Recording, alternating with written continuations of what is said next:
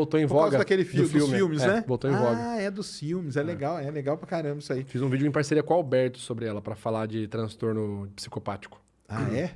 E qual que é o seu veredito desses dois filmes aí, cara?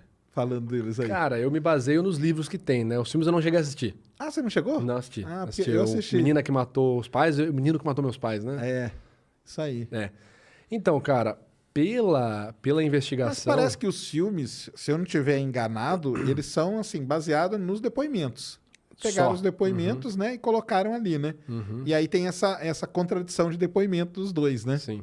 Cara, sendo bem prático, sem entrar muito em personalidade, em profundidade do pensamento, eu acho que, assim, dá pra... Me pautando pelos livros da Ilana Casoy e do Liz Campbell, o que eu entendo, tá? O que eu entendo aqui é a minha opinião pessoal.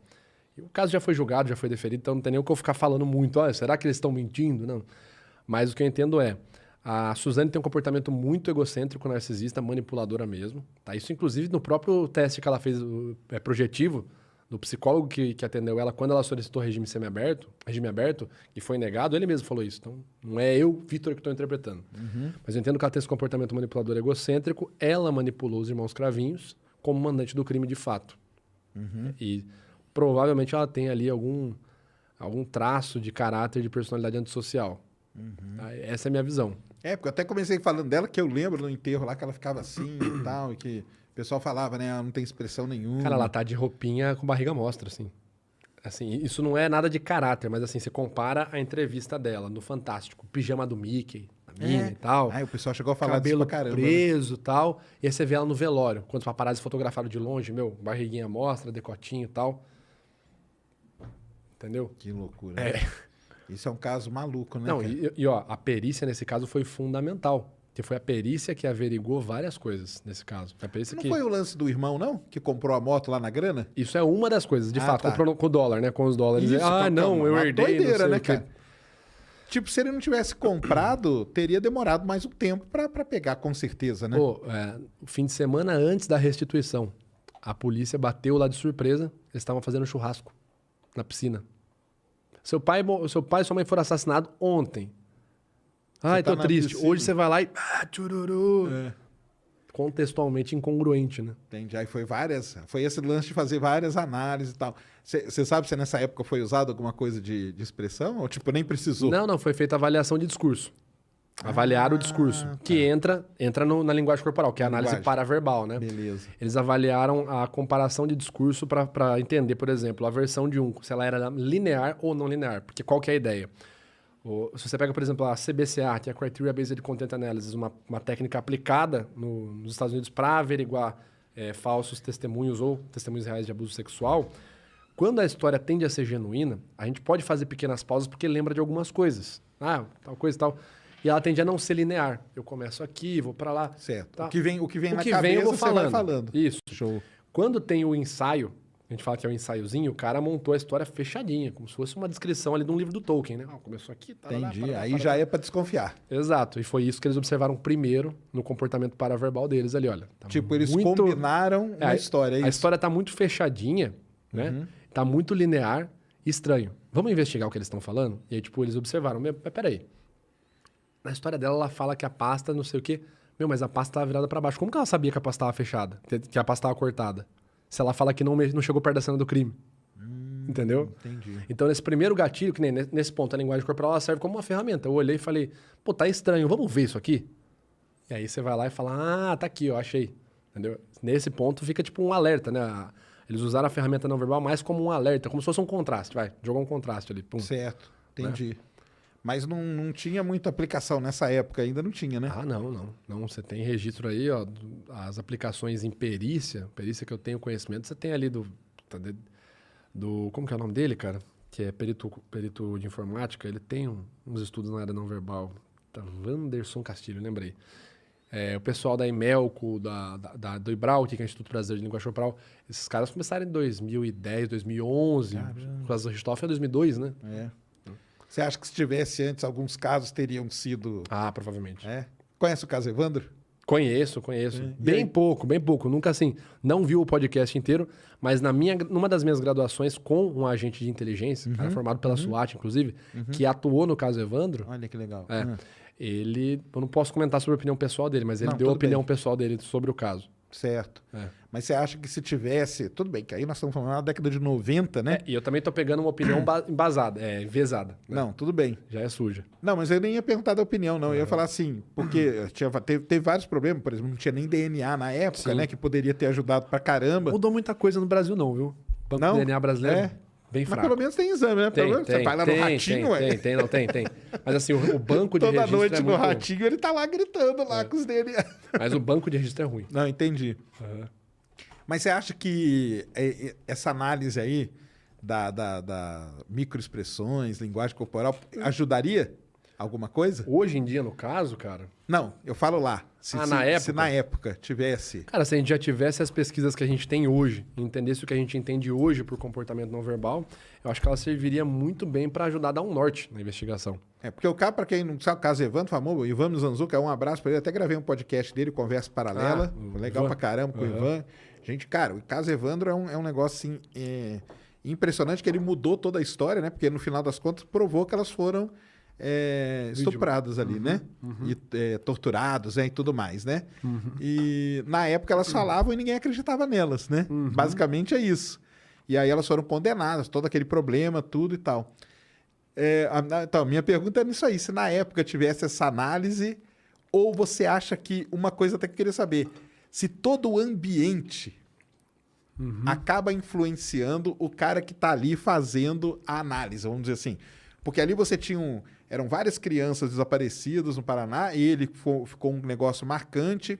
Ela, que era a mulher do prefeito, a filha. Aí aquela ideia do ritual, a história do ritual. E todo aquele negócio, e toda a cidade inteira naquilo, quebraram a prefeitura, quebraram a casa. Foi. Isso aí acaba influenciando. Aí vamos supor que chega um cara e fala assim, cara, elas estão falando a verdade. Por causa disso, dessa análise completa que eu fiz. O cara seria massacrado, né? Apedrejado, não seria? Com certeza. Cara, quanto mais... Para uma análise ser completa, ela precisa de informação. A análise não verbal precisa de contexto. Quanto mais informação contextualizada, melhor. Mas aí como que você vai... É foda, né? Porque esse caso em específico, como você vai pegar a informação contextualizada se a fonte de coleta tá suja? Né? Os caras que, em teoria, interrogaram já vão te passar a informação suja, né? É complicado, é igual você tentar analisar um negócio com o microscópio todo empoeirado, com risco, entendeu? Entendi. Nessa situação, seria interessante vir uma equipe de fora, né? Uma terceira equipe ali. Que estaria totalmente desligada da situação. Desligada da situação. Para poder fazer a análise, você acha? Eu acho que seria mais provável, assim, mais louvável dessa forma, né? A precisão seria mais alta, na minha opinião. Entendi. Né? Porque você está muito mergulhado. É igual, por exemplo... você está dentro de casa, é difícil fazer análise? Pô, a mãe da Suzane von Richthofen era psiquiatra.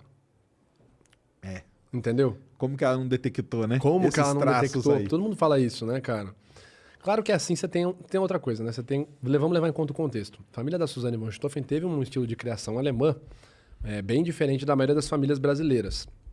Onde, dentre etiquetas, boas maneiras, se focava muito na nota, né? Na vida acadêmica, na carreira profissional. Então, por exemplo, eles esperavam que a filha fosse ficar com aqueles comportamentos sociais por causa de estresse da faculdade ou da nota da prova. Não que ela fosse passou, matar. Né? Tanto que ela não passou. Aí ela fala, mas eu esperava que você passasse em tal curso, né? Ela não passou, né? Então, assim, a gente tem que analisar, fazer análise e sempre contextualizar. Não é que a mãe não sabia. Cara, o que ela tinha de realidade era a filha não passar numa prova onde a regra da casa era vamos focar no seu desempenho acadêmico. Então a mãe nunca ia esperar uma paulada na cabeça, entendeu? Esperava talvez um desentendimento. A análise ela sempre tem que ser contextualizada. Caso Evandro, acho que é a mesma coisa. Todo mundo estava dentro, muito dentro do processo. O ideal seria uma equipe de fora, isenta, vir realizar os exames, realizar as coletas e aí sim conseguir ter ali uma terceira opinião, né? Mais imparcial. E nem ouvindo, assim, você acha que ouvindo, porque eles publicaram, né? No podcast, então, na minha graduação eu ouvi as fitas. Eu precisei ouvir as fitas completas na graduação. E aí, a sua análise, assim, das fitas, só pela voz? Complicado, hein? Hã? Aí você me coloca numa sinuca de Não, bico. mas é porque hoje a gente já sabe o resultado. Sim. É que esse resultado ele é bem criticado também. Não, é criticado, né? É criticado. Mas o... Prefere não falar, não, tem problema eu acho não. que é mais tranquilo. Não, mas tudo cara, é complicado, porque assim, você tá ouvindo o material também, você tá ouvindo a fita. Só que você tem o registro, pelo menos as fitas que a gente ouviu, você tem o registro já do ápice. Você não tem o registro basal delas ali, né? Tipo assim, a gente tá ouvindo... aquele negócio pra ter a base eu tô ouvindo o momento que já tá a tensão rolando, elas já estão em cativeiro, parará. Né? Não tem esse registro prévio delas respondendo situações. E também tem um ponto, a fita, tecnicamente, ela é muito ruim pela época que foi gravada, pela condição que foi captada. Então tem muito corte de áudio, muito ruído na fita, isso atrapalha bastante mesmo. Hoje em dia, com a captação que a gente tem hoje em dia, se um caso similar a esse acontecer, é muito mais interessante. Ah, não. Hoje teria, né? Tem DNA e tudo, né? Tem. Mas é um caso interessante, né? É um caso legal, cara. É um caso muito interessante, cara. Inclusive, hoje tem muito mais espaço para linguagem corporal em vários outros casos, né? Enfim, judiciário, do que antes, né? Porque hoje você tem muita pesquisa, tem muito brasileiro tentando pesquisar a linguagem corporal no judiciário, para conseguir ter registro sobre isso, né? Porque, de fato, você tem pesquisas no campo apenas da detecção de mentiras, mas a gente precisa começar a correlacionar em que ponto que a avaliação da desonestidade converge para algo produtivo no judiciário. O Dr. Luiz Augusto Durso esteve aqui no Vênus Podcast, no Studios Flow. Ele falou lá ao vivo, cara, o trabalho do Vitor é extremamente necessário para o judiciário. Ou seja, a gente precisa...